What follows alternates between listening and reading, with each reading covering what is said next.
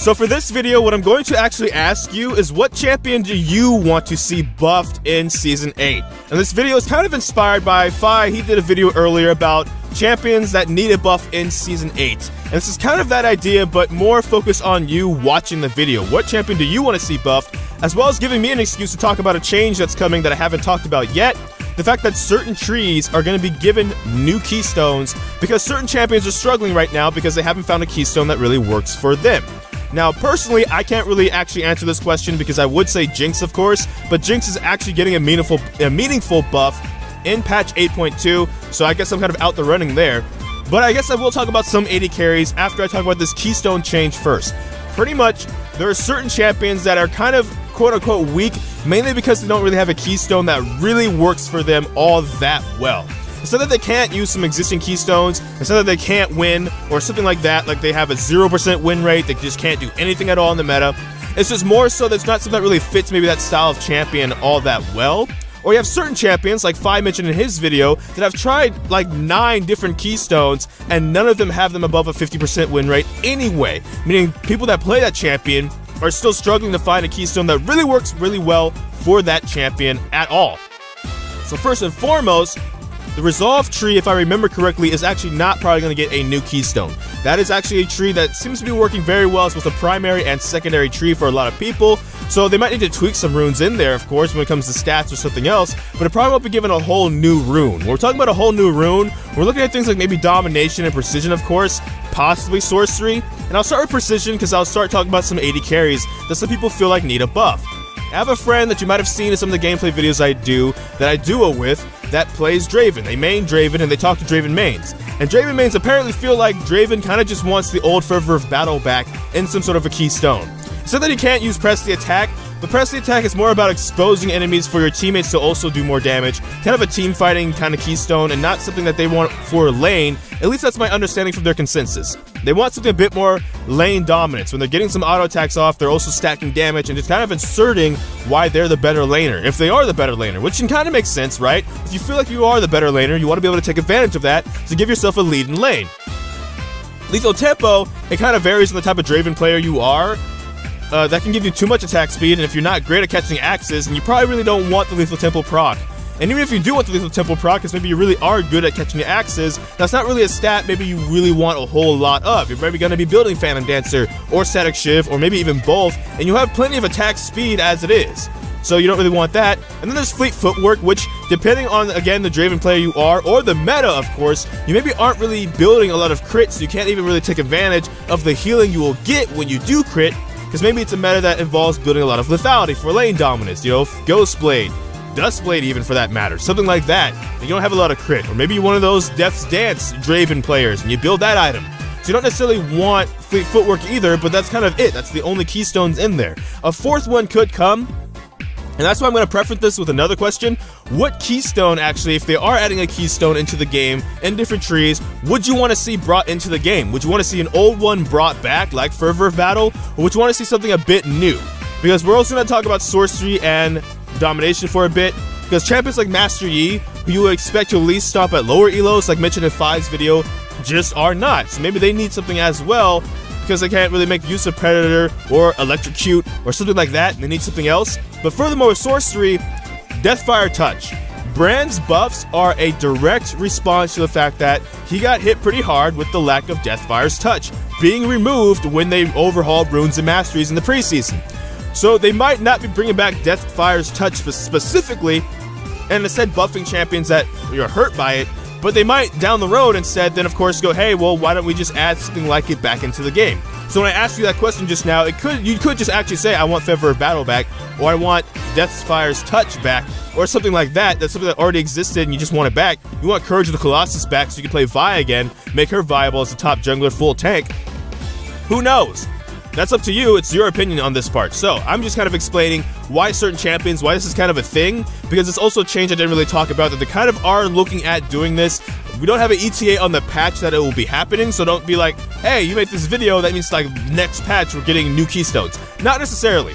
It could happen, depends on how much progress they've made on them, but probably don't expect to see that for a couple more patches from what I've been told.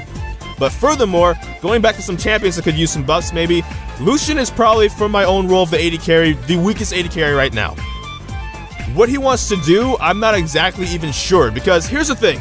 As someone that does play Lucian, I actually did agree with the range nerfs, because I feel like if you're going to be that good at dueling, the risk should be that you have to get close to be able to duel that well. That way they can also play up that strength of you being a duelist and actually buff you and be able to point at, hey, yes, we're buffing them because they have this weakness over here that they really have to get close to do a lot of the damage that they want to do, and that's just so they can be punished by divers or CC tanks or something like that, just long range poke even.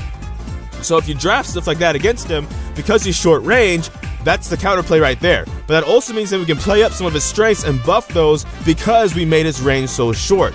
Pretty much an analogy I'm using is kind of like the Jinx changes, in which case they're now giving her the attack speed back on her minigun because they're A, nerfing her by 5 AD, and B, have several nerfs on the table in case she's still too strong, including HP nerfs. So that in lane, if you does go back to feeling like you recall against Jinx and you're gonna lose your tower immediately, at least the counterplay could have been, well, her base health is just so low that you can really punish her if she steps up to try and do anything ever in like the first 5 levels of laning phase. I think that's what they kind of want to put Lucian in a spot of. They don't want to do like HP nerfs, I'm saying, but like leaving the range short, I actually think is fine. That's something that I don't think they're actually going to revert. But I think they can play up his strength as a duelist, because if you look at his kit, depending on who you ask, it's based around his auto attack still, despite the fact that he likes to sling spells, right? The auto attack gets cooldowns with his dash. He gets dash, auto attacks, Q, dash cooldown, auto attacks.